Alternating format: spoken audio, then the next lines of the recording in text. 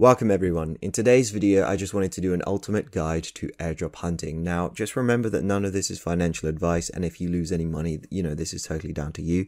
But today's video, I'm just going to show you a few things that you can do to increase the chances of getting an airdrop, a couple of resources, people to follow, and some things that you can do to get ahead of everyone else. And the first thing I wanted to show you is this all airdrop rumors Google sheet that I found online. So basically, these guys have aggregated almost every protocol out there, and whether or not they might have a chance for an airdrop. So what's nice about this sheet is that they've got the name of the protocol, the status, whether or not the airdrop's been finished, whether or not you can still try for it, so on and so forth, which blockchain it's on, what you might need to do to qualify for an airdrop, and its website. So it basically gives you everything that you need in order to get started with hunting for any of these airdrops.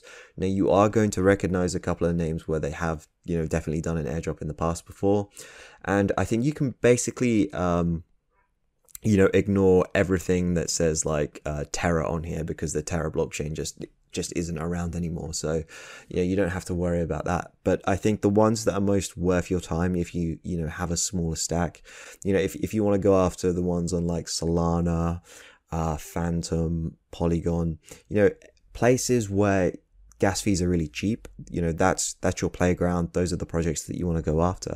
However, it must be stated that basically the biggest airdrops in the past have all come from Ethereum projects. Now, that's because Ethereum has the largest DeFi ecosystem, and so it just makes sense that they have the largest airdrops as well. I mean, Uniswap, 1inch, dYdX, they all had massive airdrops and far larger than anything that I've ever seen on any other chain. And so that's something to keep in mind.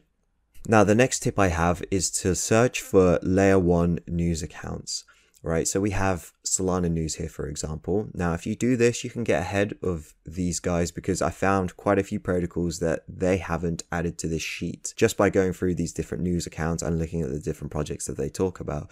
So obviously, follow these, put them in a list, and then just scroll through it every day.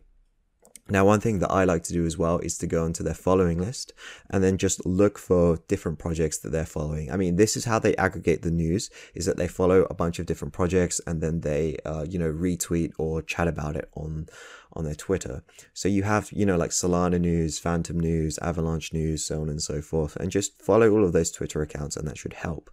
But I like to go into the following and then just look at any new projects that they have followed. So if we just keep scrolling, I know a couple of these. Oh, Argo. This is the first one I've not heard of.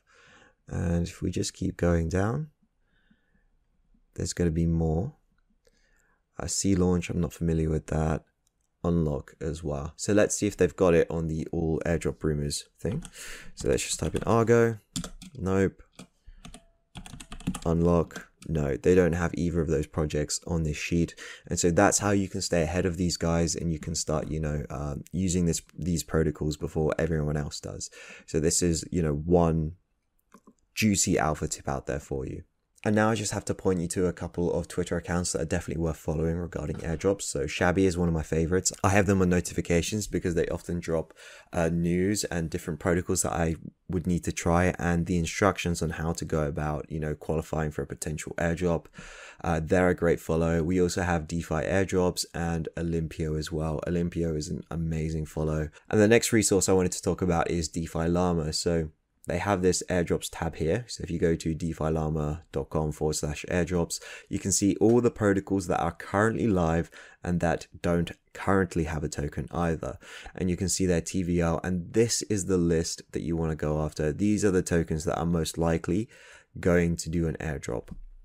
The ones that have been on mainnet for a while and have, a significant TVL as well, those are the ones that are most likely to do an airdrop for its users, in the future. And so you can just look around here, it'll give you links to everything that you need to know about these protocols, what chain they're on, so on and so forth. And this is definitely one of the best resources out there. Now, the last thing I wanted to talk about is farming airdrops and the proper way to do it. And so I know a lot of you guys will want to go out there and use multiple wallets in order to qualify qualify for these airdrops, you know, like multiple times. However, a lot of protocols out there are actually catching on to this. As I think like PowerSwap, ENS, and Hop Protocol have worked a lot to get rid of people who are Sybil attacking their protocols to try and get, you know, large airdrop allocations. And so one of the things that is very easy to identify is people just transferring money from one wallet to another, and then just doing like wash trading, or just using that protocol once or twice and then transferring it to another wallet. Now, it's quite obvious when people are doing this, especially if you're doing it all on chain. I mean, you know, if you can read Etherscan, or if you can read any of the block explorers, it's pretty easy to see what's going on. And so I think, you know, a better way around this is to use a token mixer. Now, I wouldn't recommend using, for example, Tornado Cash or any other, you know, like on-chain privacy token mixers, because they're very much associated with fraud.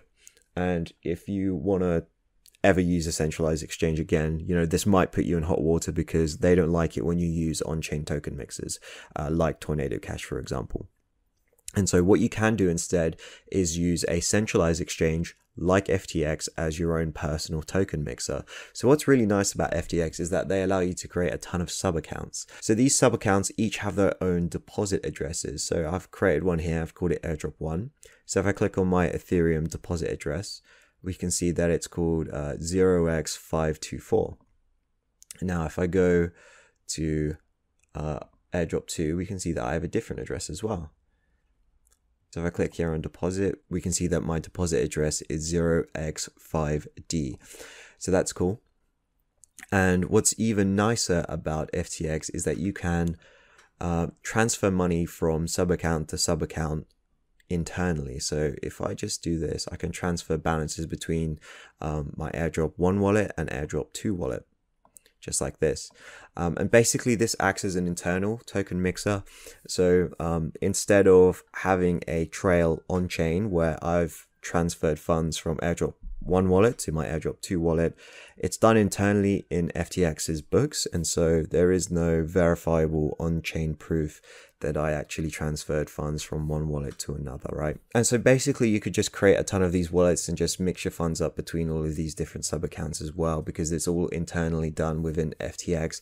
And there you go, you have your own personal token mixer, and you don't look like you're committing tax evasion either. And so, you know, that's quite cool. You know, this is a big benefit over using something like Tornado Cash. And in fact, I don't think the regular person should even bother using Tornado Cash, because for the most part, people aren't really looking into your, you know, account transactions. So thank you for watching. That's all the tips I had today for airdrop hunting. If you have any that you want to share, please leave them in a comment down below, and make sure to subscribe for more videos like this one.